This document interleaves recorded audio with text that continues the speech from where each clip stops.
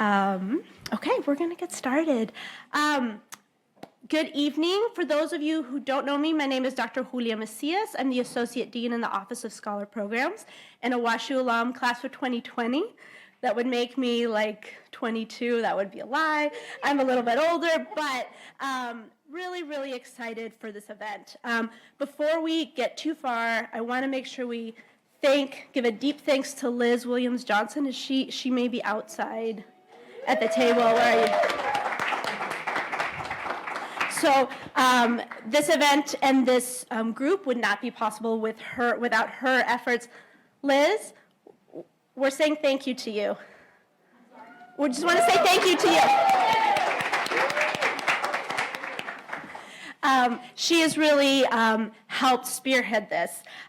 It's a really exciting night for us. There's several people in the audience and online who have been having this conversation about a Latinx, Latina, Latino Alumni Association for more than a decade. I'm looking at a few of you.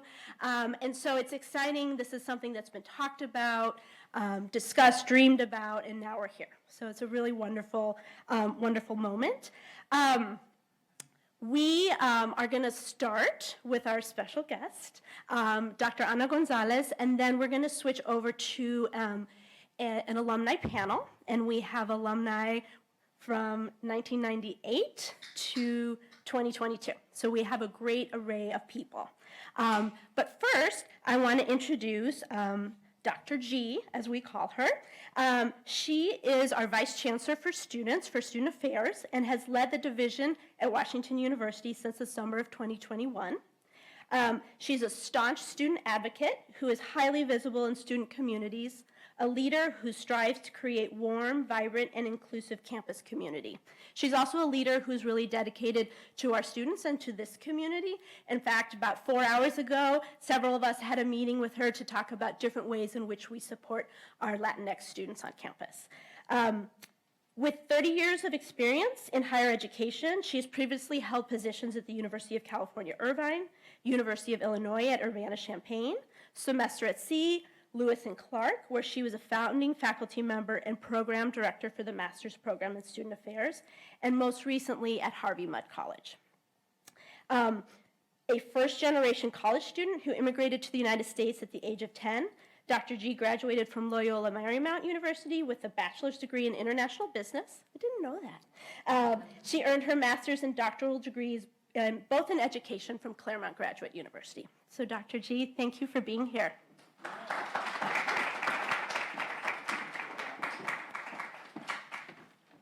Hi, good evening, everyone, and hello for those on Zoom or streaming this. I'm so excited, and thank you for those of you who are here live as well and able to come. I was going to say for those who may have come from other places outside of St. Louis, I was hoping for better weather, but the rain kind of slowed a little bit. So anyway, so I'm so excited to be here. I have heard that this event, this gathering, has really been in the works for a while and for a long time. And I was like, when is this happening? It was really fascinating that this is happening at the same time. I had a meeting earlier with my colleagues and thinking about where we need to go in terms of serving our students and student visibility and giving them more access and more programmatic support with regards to celebrating identities for the Chicano, Latino, Latina, Latinx, and Latina communities at WashU. And so, yeah.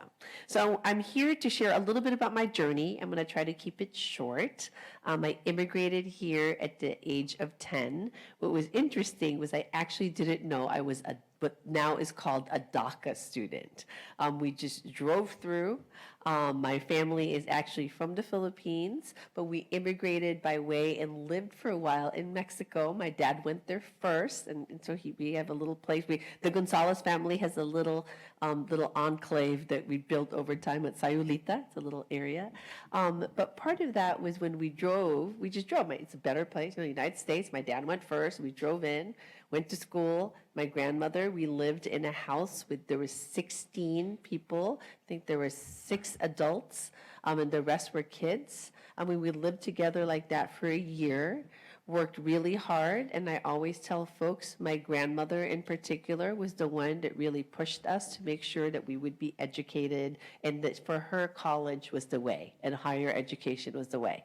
So when I went to Loyola Marymount University, I think based on my name, my father also really didn't understand, and I think race is complex, and he was like, okay, I don't know what Asian is, and so that's not really us. And so it was a little complex. And so he was like, whatever, our name was Gonzalez.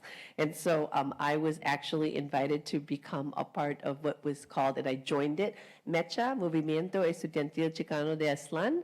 I actually grew through that organization, had my both social and also very political upbringing, I would say, through college, and also was a part of the Asian American community as well. And so really grew to a bicultural environment and really understanding how you live that kind of life and as an immigrant.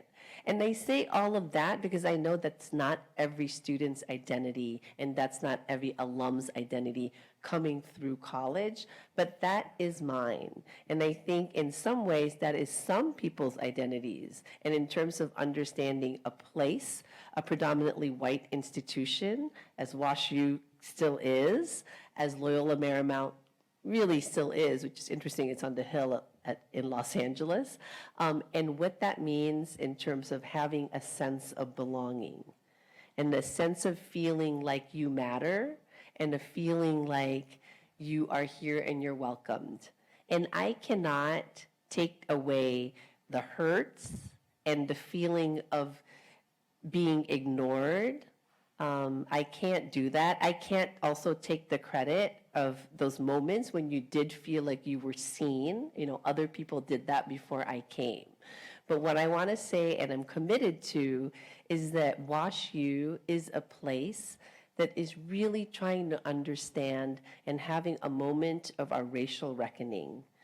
We had at our MLK celebration Monday, really this conversation and a speaker about the legacies of slavery and what WashU's role as an institution in terms of people who led or were a part of building this place and what that looks like. And I think as Reverend Callista had said, this is an exciting time, or whatever she said, she was like jazzed for this, right? This is an exciting time for WashU. It really is. Because you have the support of administration who is saying, we want this place to be better.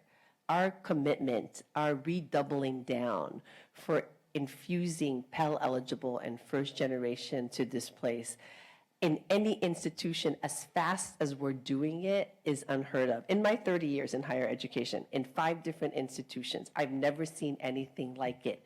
And we're continuing to do it, not just in scholarships and not just in student success.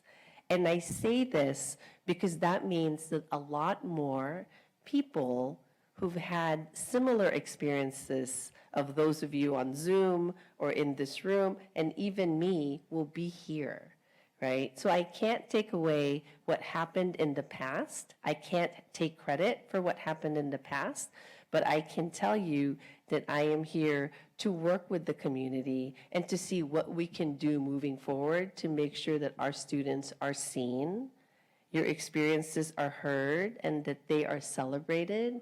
You know, it's not necessarily going to happen an hour from now, but I think this is a great start for our alumni community to also think about how the alumni community and parents and supporters and others can think about moving forward, and also saying what is our role in making sure the alumni and future students can be heard, can be seen, can know that WashU is a place in which you all belong, right? And so I am excited for this. I am grateful for Julia and for our friends in advancement, and for Elizabeth, for Liz, and others, and Susan, I think she was here, and others who've supported this in moving forward.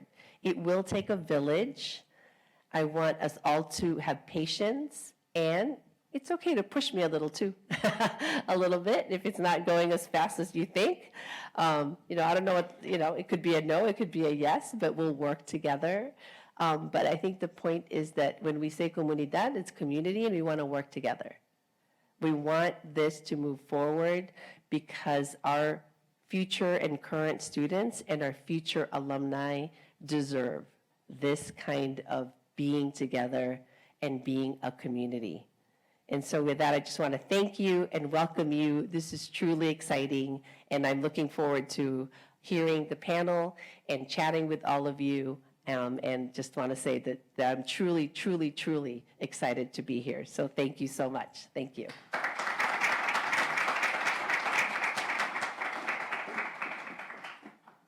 Thank you, Dr. G. Can I have our panelists come up and sit at the table?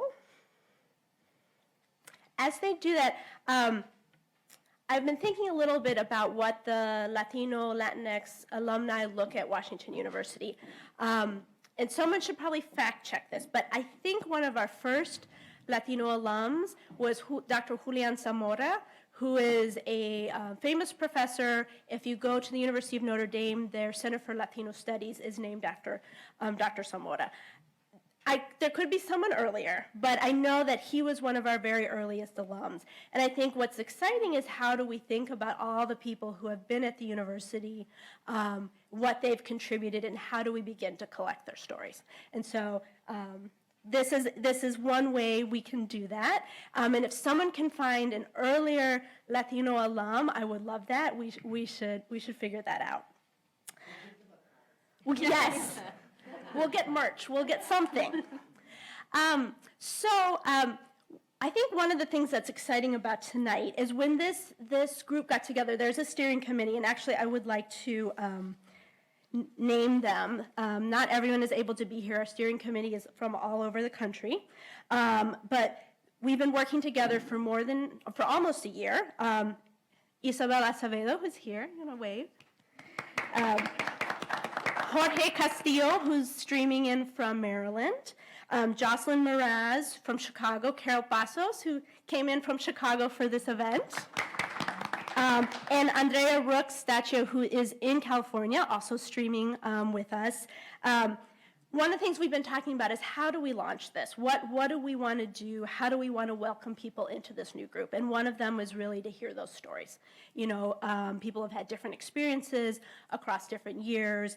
And so I think we have a really great panel here before you. And so I'm going to give a brief introduction. All of their introductions are in our program, so I won't say it all.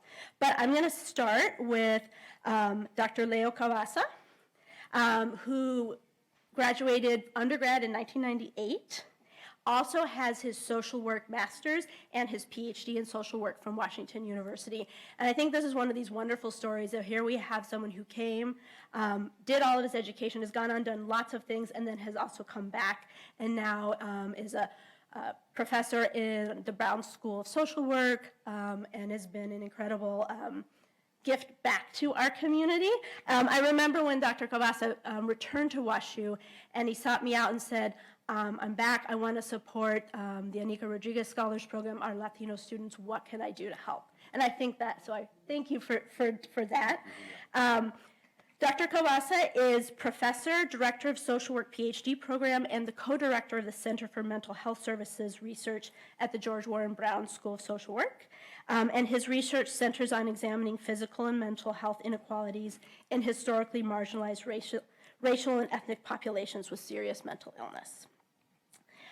Next, Monica O'Malley de Castillo, class of 2006. I remember Monica, one of the first people I met when I came to WashU, so Monica's been here longer than me.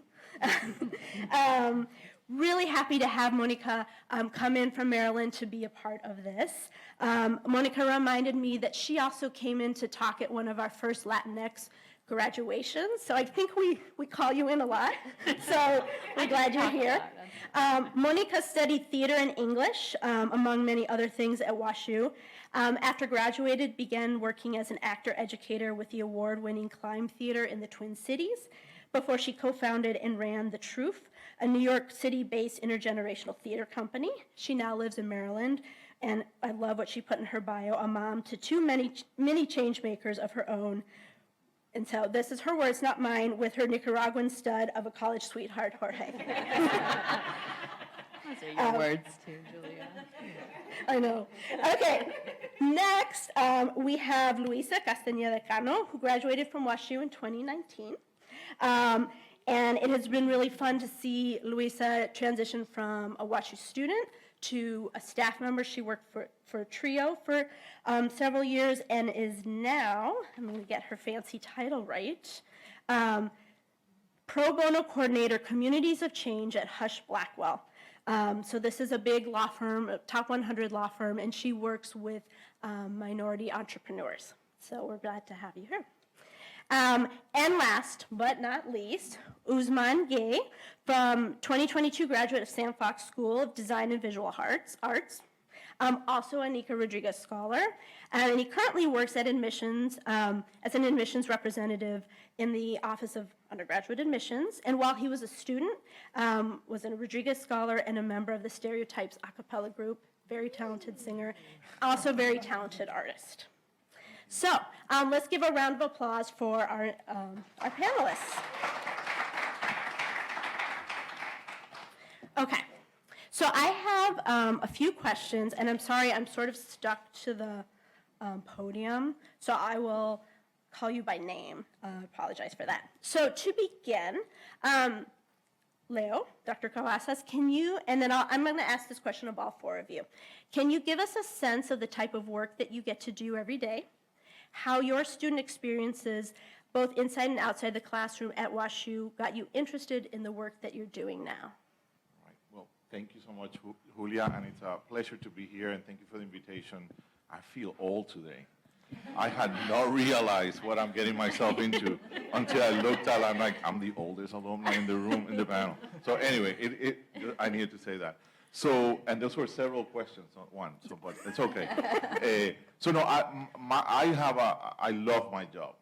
I get paid to think with people around real world problems and try to find solutions to them. And we do that through our rigorous science, through the work that we do in community and in the classroom.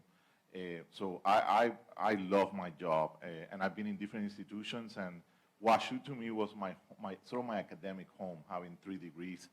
I also paid 3 times, so now I'm trying to get my money back, just to say that. But I am very thankful for my education here. Had some wonderful experience, make lifelong friends.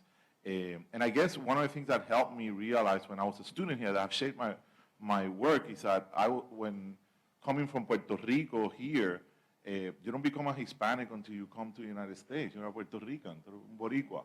So here was an opportunity to learn about the Latin American experience in the United States, learn about Latin America, get a chance to learn from deep scholars in this area, and really it solidified my interest in my work. What was my major? I don't even know my major was psychology and and Spanish, because I knew Spanish and it was easier to get those credits, but it really was Latin American literature. So that combination really shaped my world. And now I get a chance to pay back the work that I've done and also to work with our great school and students. And I'm mostly at the graduate level at this point, so we're working with master level and PhD students, so get to see their progress. And that's what's exciting about the work. See how people bring in their own passion and their expertise, and then how they go about doing that work. So that's the type of thing. The campus have changed enormously, for better and for worse sometimes. But I'm so happy to be part of this community, to contribute back to the community.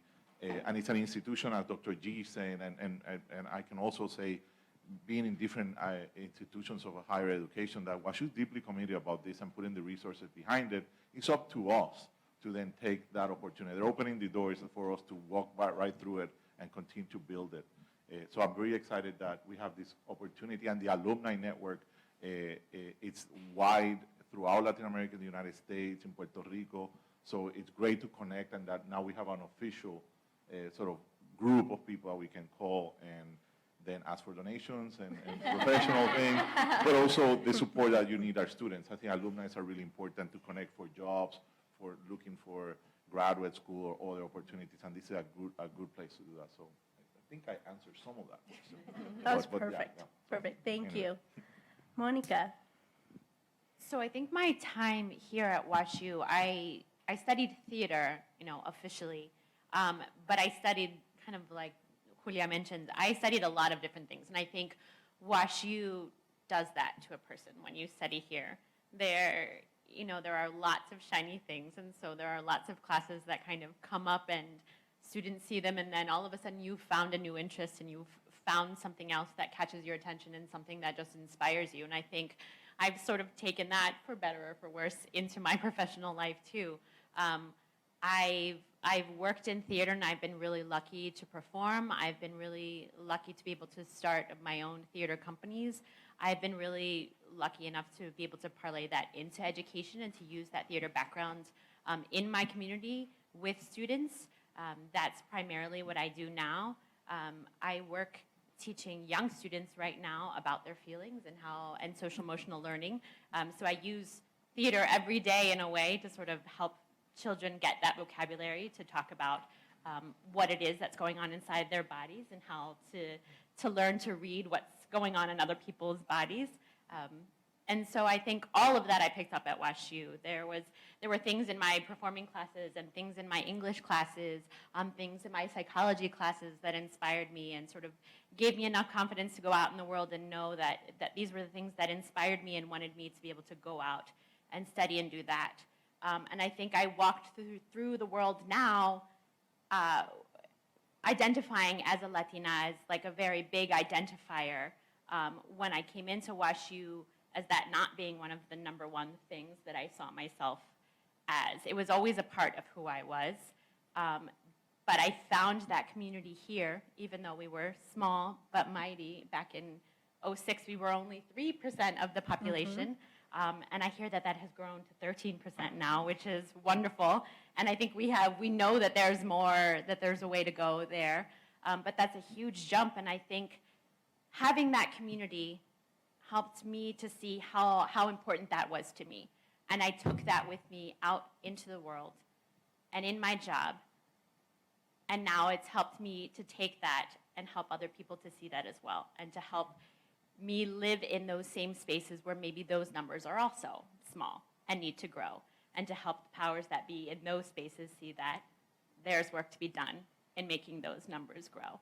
Whether it's in the schools where I teach, the schools where my children are, in the Girl Scout troops that I work with, whether in my parish that I attend, in any of those spaces that I walk through, wanting to be able to grow and do that same kind of work that we want to do here.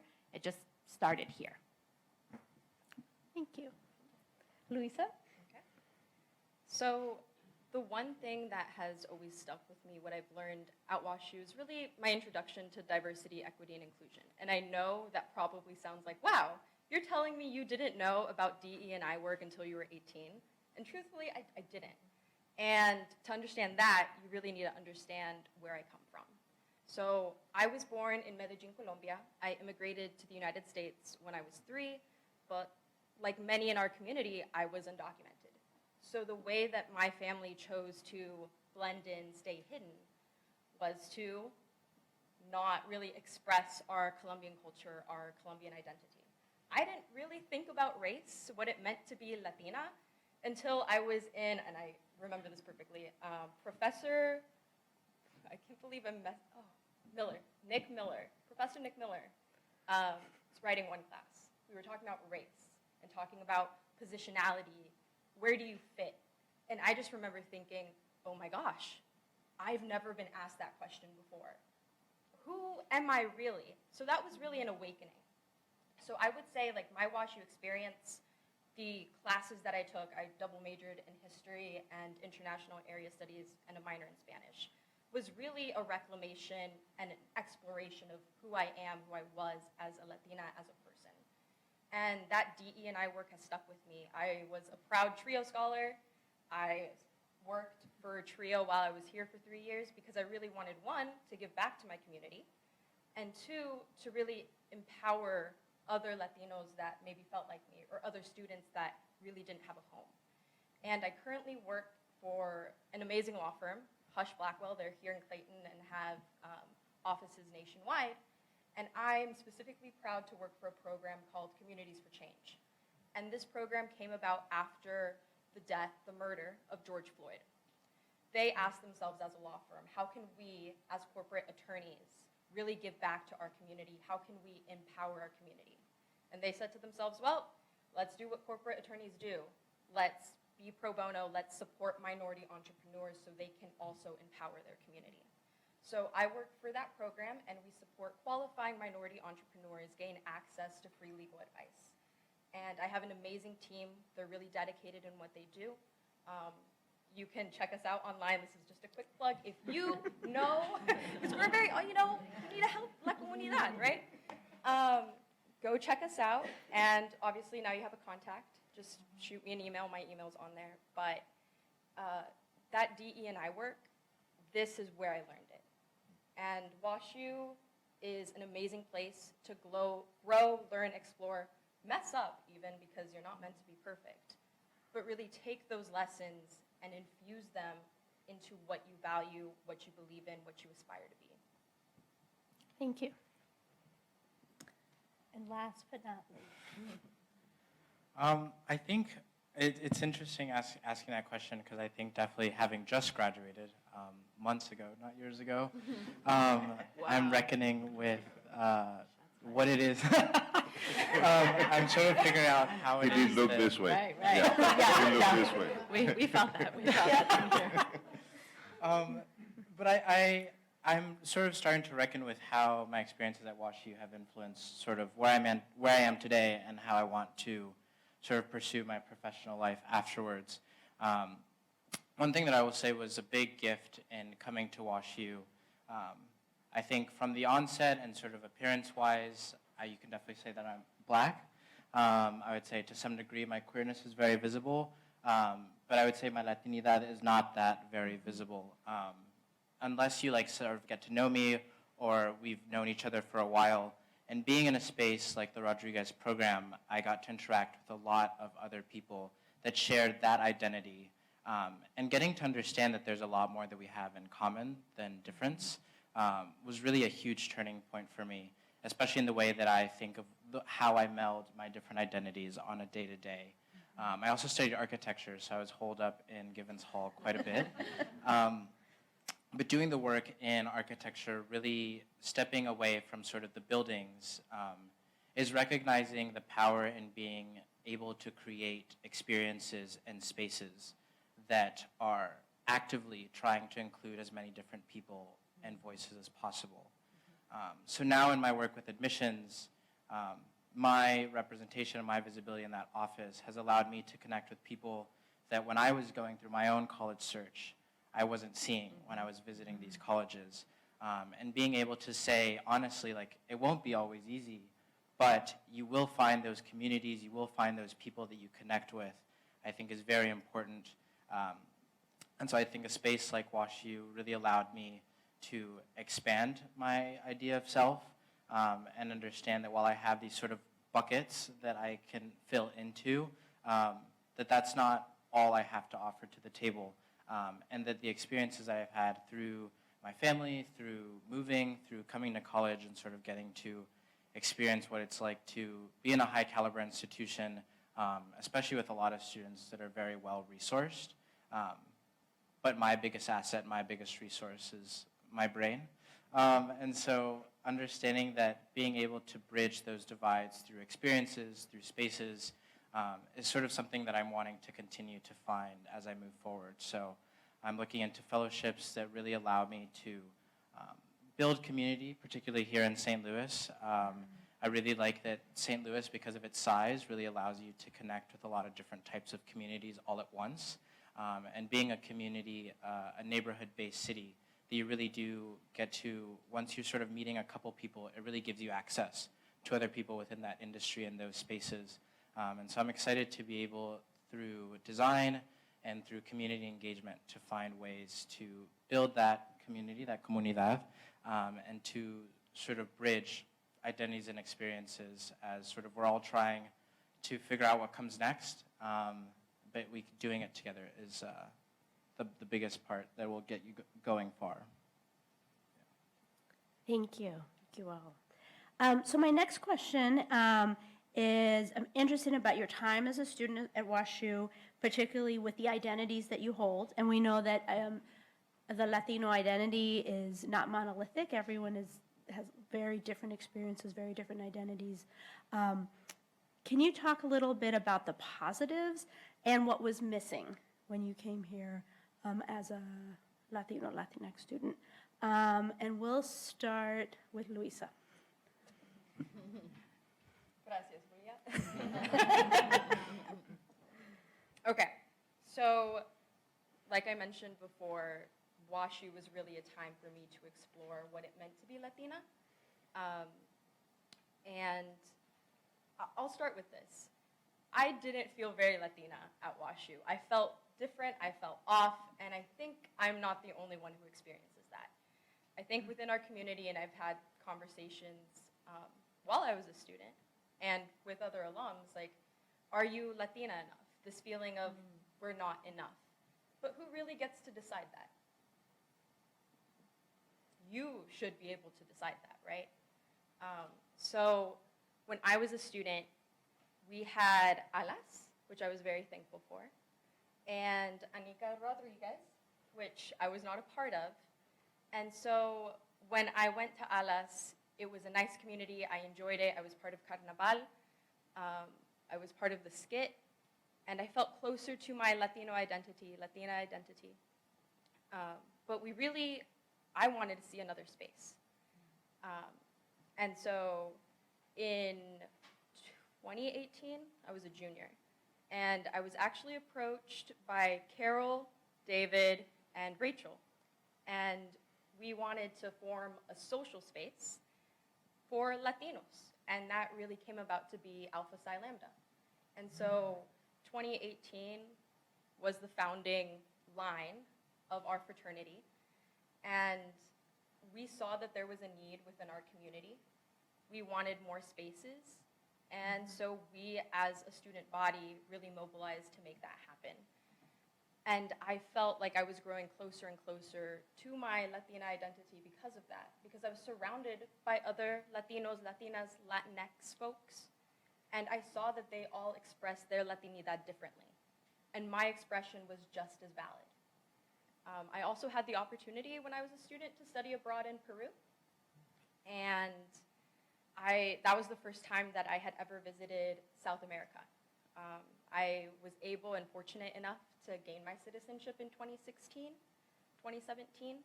And so because of that, I was able to finally travel. And even though Peru is not Colombia, it still gave me a sense of what Colombian culture could be like. And I wouldn't have been able to have that experience without WashU. I'm a first gen, I was a low income student. And so through the generous donation of WashU alumni, WashU donors, I was able to have those experiences and really grow in my conception of my Latinidad, my Latinx identity. Thank you. Leo? So, well, now I have to think back. So, as an undergrad, actually, we had alas at that time. They were literally, I remember our cohort was 4 Puerto Ricans. We knew each other. I think we came in the same plane and knew each other. And so there was a Puerto Rican community here that embraced us. It was a large community of Venezuelans. All of them were engineer, computer science, lots of fun. And we make lifelong friendships with that group. And ALAS was a great organization at that time. Anika actually was, I think, 1 class ahead of us when that. And so it's a real honor to see that this university honor her history, her passion, what she stood for. She was a leader within us at that time. So it was a real big. I did not know that there was a scholarship named after her and a program named after her until I came back as a faculty member. So it was really, and it was fascinating. In 2019, we had a celebration for how many? 20 years. 20 years, and seeing all the alumni. It was incredible to see that. So my experience here was as a student undergrad. It was new. I'm in San Luis, from Puerto Rico. I never lived in the United States, so this was a cultural shock in so many ways. But I found a community here, and that was very helpful. Community both in students. There were some excellent faculty members that also provided us support. And then I had an opportunity as a grad student to come back, and there I noticed that community that we had as an undergrad suddenly became much more smaller. And at that time at the Brown School, there was no Latin group. Now we have a group called Mi Gente, which is very active, and I'm very thankful for that. But it was that grad school was a little bit of a lonelier time. I'm the only Puerto Rican in the room, one or two Latinos in the cohort. So it was that was a little bit of a different component. I was in grad school at that time. I had a family at that time, so I was laser focused on getting out of here and graduating and getting a job and moving forward. But faculty here was very supportive on that. And then at the doctoral level, it even became more isolating. In fact, if I'm not mistaken, and I think this is, as far as I know, I was the first Puerto Rican to get a PhD. And this was from the Brown School in 2005. It's humbling, but it's also a little sad. 2005, one of the oldest schools in the country. So I held that with a lot of honor, and I had incredible faculty. At that time, we had some Latino faculty. Luis Sayas was here, and it provided me sort of seeing that I could do this. There's someone else that had done it before. So, but I think right now there's more community for sure. This is a white institution, but we have a place here, and actually we make this place better because of being here. And we contribute to the science, the social aspect, the educational mission of this school, the service mission of this university.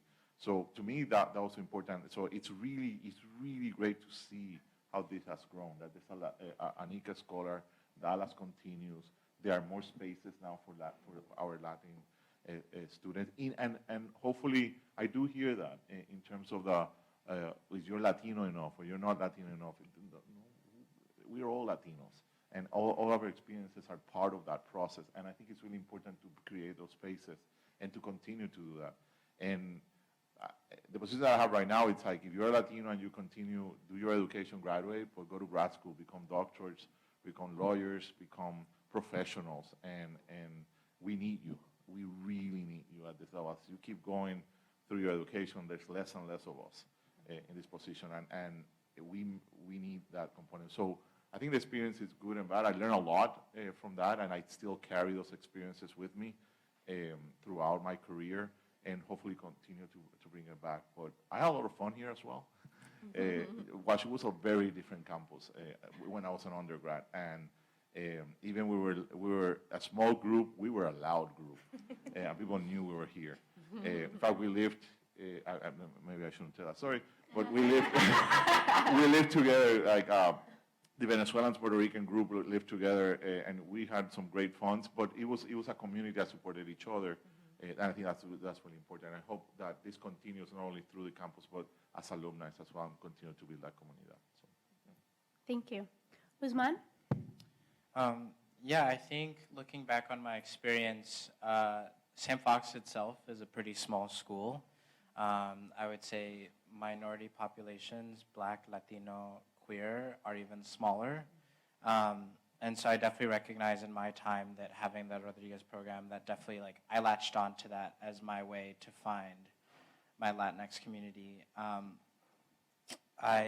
One of my closest friends now, Sabrina, we would always joke because we lived together for 2 years, and we would always say to each other, we should talk to each other more in Spanish.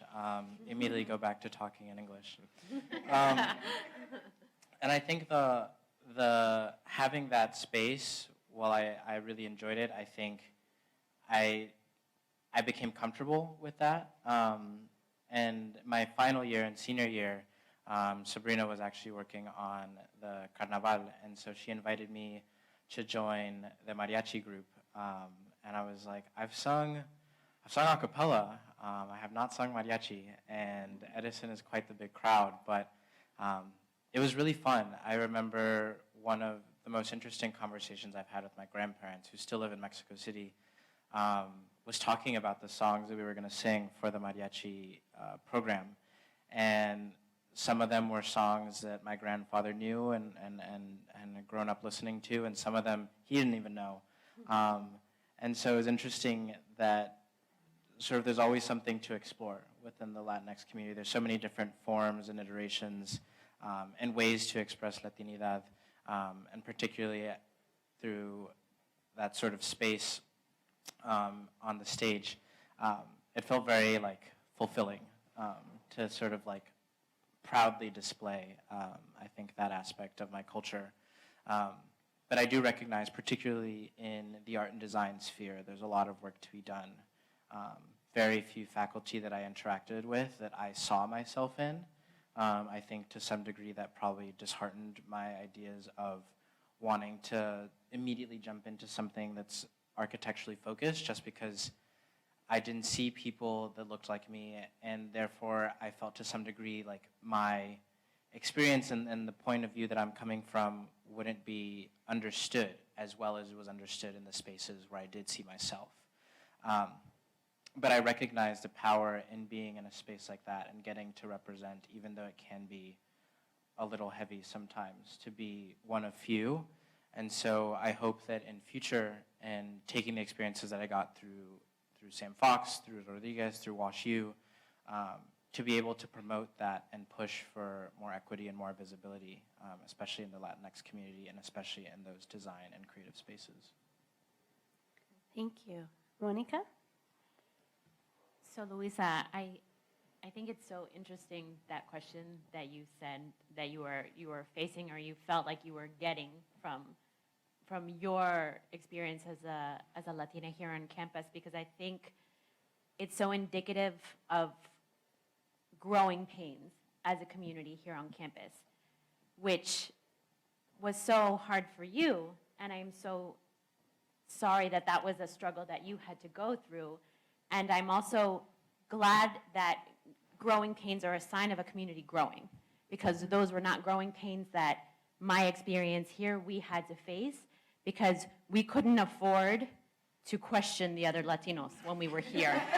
You know, like, you're us, like, that's mi gente here, like, come on in, like, we gotta stick together, you know? And so, I mean, like Julia said at the beginning of the program, we're not a monolith, you know, and we know that out there in the world, you know, Colombians don't always like Puerto Ricans, and, you know, not everybody loves everybody, and there is a class structure between like different kinds of Latinos, and there is colorism in the Latino world. And when I was here, like I said, we could not afford to do that in our community.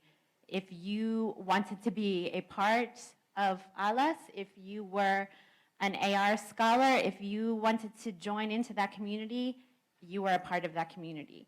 And so I think that was something that was huge for me here, is that we were tight-knit and we were close, and you know, we were family.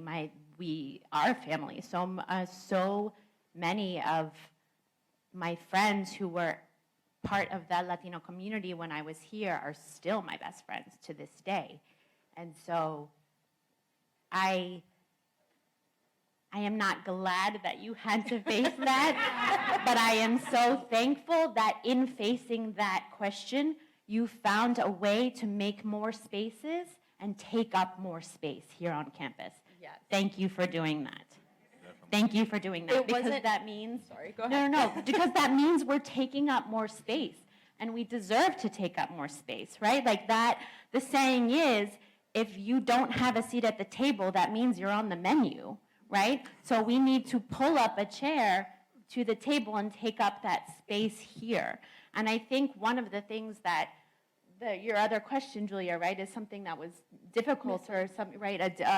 Something that was hard, you know, is something that you said, is that I think probably in faculty, I found my small but tight community in students here on campus, and I would have loved for that to be even bigger, but I felt at home there. But in the faculty that I took my classes with, I didn't see myself represented. And, you know, I also took Spanish classes, so I saw some of them there. But outside in all of those other fields, I didn't. And, yeah, I mean, it does. I think I didn't think about it at the time, but looking back now, I think that does sort of unconsciously put into you, oh, if I don't see people like me teaching, what does that say about me going into the world and doing that? So that is something that I would love to see continue to grow and efforts made to make that change. Thank you. And I just want to quickly add, don't feel sorry for me, because that formative experience, no matter how painful it is, and it led me to where I am today. It led me to the type of person that I am today. It taught me to be empathetic, compassionate to people who express Latinidad differently or just themselves differently. And growing up in Southwest Missouri, I don't know if I mentioned this earlier, I grew up in a small rural town of Southwest Missouri. My family was maybe one of 3 other Latinos until maybe the 2010s. So it taught me a lot. It taught me to be comfortable being uncomfortable. And that's an experience that you can carry for the rest of your life. And you're right, like, we're taking up more space, but we stand on the shoulders of our ancestors. And I know I'm quoting somebody right now, and I want to attribute that quote to them, because I can't remember it off the top of my head, and I don't want to get credit for that. But what I'm trying to say is like, you know, when we're talking about progress, we're not necessarily talking about perfection. Progress is messy. It's how the sausage is made, right? Feelings will get hurt. People will have bad experiences, but that doesn't mean the outcome isn't good. You know, we're always striving for better. When I was a first-year student here, there was no DNEB, right? And the way the TRIO was structured is completely different than how TRIO is structured now. Now, that was 2015. We're now in 2023. I'm excited to see what this looks like, you know, 4, 5, 6 years from now. But that can only happen if people are passionate about giving back to La Comunidad, their WashU community. And I always believe in making a space better than when you found it. So, yeah. Experiences make you. They don't break you. So I think we have time for one more question. Because I'm not very good at rules, I'm going to ask you to answer 2 questions really quickly.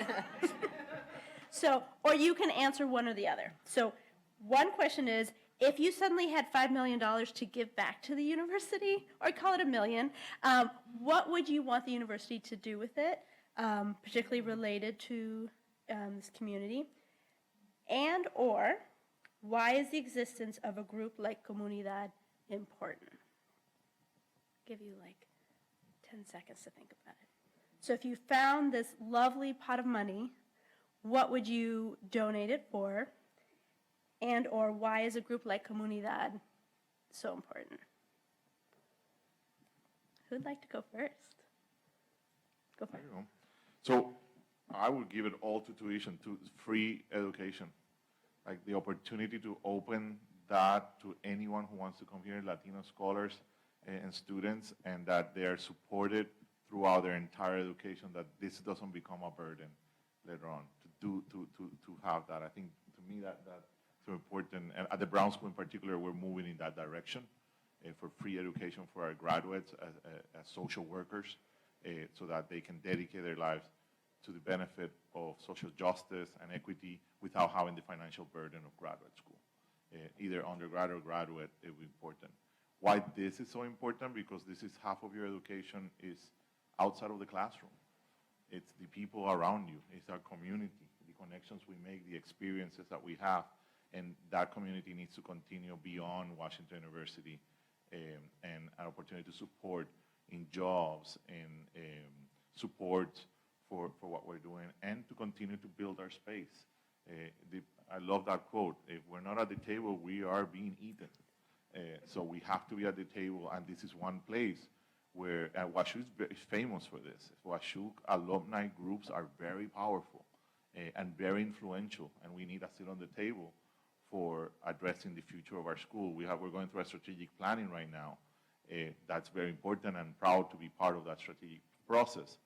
But our Latino community needs to be at the forefront of that, and an alumni community that pushes, asks, and pushes back when things are not getting done. I think it's important, and that's why we're here. And that's a very important thing. But to me, seeing now where I'm at in graduate education, we need free tuition. We need better opportunities, and not just a scholarship, but like full education. Your tuition, your living expenses, everything needs to be approached for that, so that you can dedicate it to the work that you're doing, and then don't have this burden afterwards. And in this country, we need to do that. And WashU, I think, can lead this. They do have the resources to do this. So, yeah, and then continue to grow. 10 million. Why don't we go for 100 million? There we go. To go from there. So, anyway, yeah. Yeah, I mean, if I had 1 million, 5 million, I would also put it towards tuition and towards scholarships.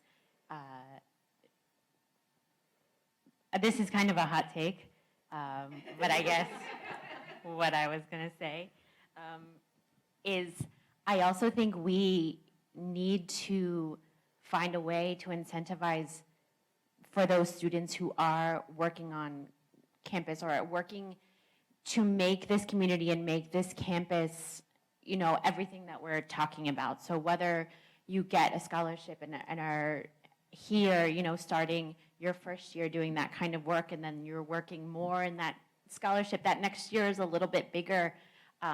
It was so frustrating to me to see students given money and be able to come to this school and then not, study, and then that's what you're here at school to do. I understand that, but then not sort of give back or do anything more. I understand that getting your degree is, the main part of coming to college. I get it. But there is so much more. There is this community that I just wanted all of those scholars to also be a part of. And so I think if we could use that money to give to those students who are here and present and showing up and doing the work and being a part of this community, I would try and find a way to funnel that money for them. And why this community is so important is I think it is never a bad thing to have more people in your corner.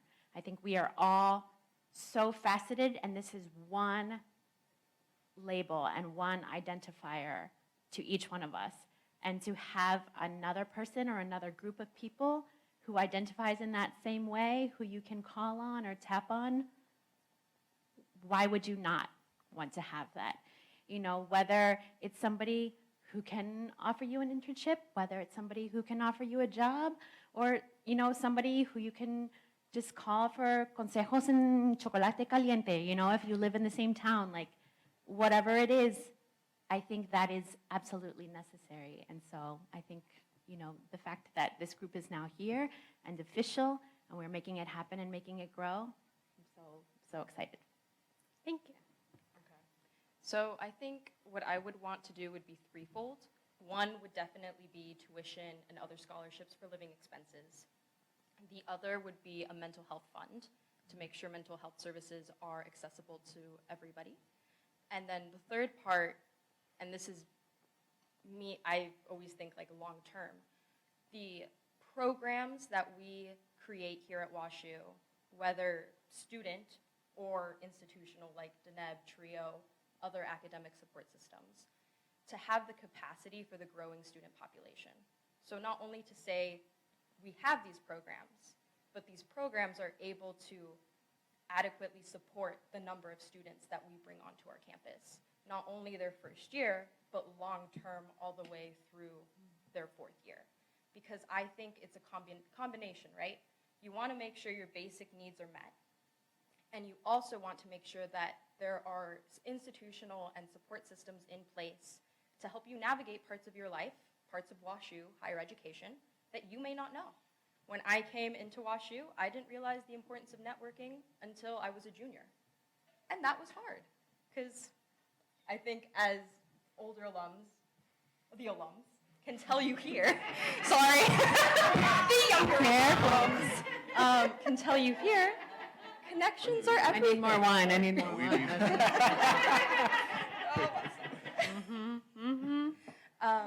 It's okay, You know, it's all love. I have It's been all love. told- I have been told that when I'm nervous, I word vomit. So just consider that a faux pas on my part. But in all honesty, when it comes to La Comunidad in terms of alumni organization, association, advancement part, I am so excited because connections are really where the magic happens. I have known people that maybe not have the greatest GPA in the world, but they got a really good job because they have a high charisma check. And for people who play D&D, enjoy that. They're really good at talking to other people, right? They're really good at telling their stories. They're really good at communicating what they aspire to be. It's not just what you know, but who you know and how you can present yourself. And I like to consider myself a little bit of an introvert. I'm like right there, right that border. So it's hard sometimes to really get yourself into that mode, but you can practice that. And I would say, use your skills to your advantage. So with having La Comunidad here, I think it's going to be beautiful within the next year, within the next 10 years, because we're bringing other Latinos, Latinx folks into the fold, right? And we can help each other as a community. So yeah, I'm very excited to see how this looks. On the money side of the question, I would say ditto to everything that's been said already. But also, I think I would want to use that money not only to get students in the door, but to support them during their time as students, because the tuition is, in some ways, the tip of the iceberg. Particularly for me as a Sam Fox student, the cost of materials, working on campus, finding ways to get to interact with the community in a sustainable manner.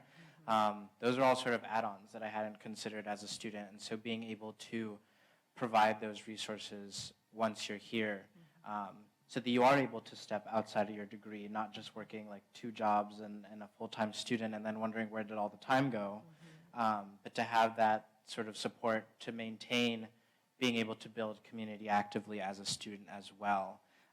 And on the part of why Comunidad is important, I was talking earlier about representation in creative spaces. I'm sitting next to someone right here that is doing that work right now, someone that's advocating for mental health and entrepreneurial wealth in minority communities. And so getting to see people that are doing the work that you aspire to do is so important and will always be important.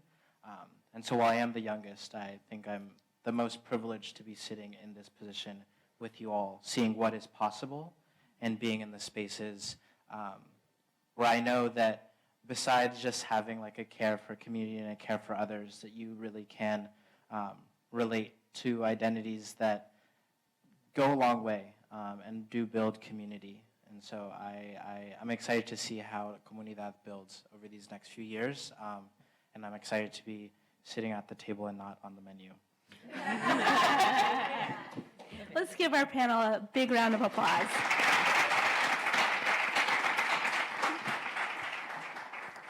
Truly, thank you. You all have very wise words. Thank you, everyone, for joining us in person on this rainy night. On streaming, we really appreciate it. We're so excited for this. Please, especially if you're online, look for email. You'll get photos, some updates on this event. We are hoping to launch an event in Chicago in April, so look out for that. If you're here in the room, there are little square things with a QR code. It has a 2-question survey. If you don't mind filling that out. We have the extra wine that you needed after this discussion. We have more food. Please stick around. Thank you all for being here.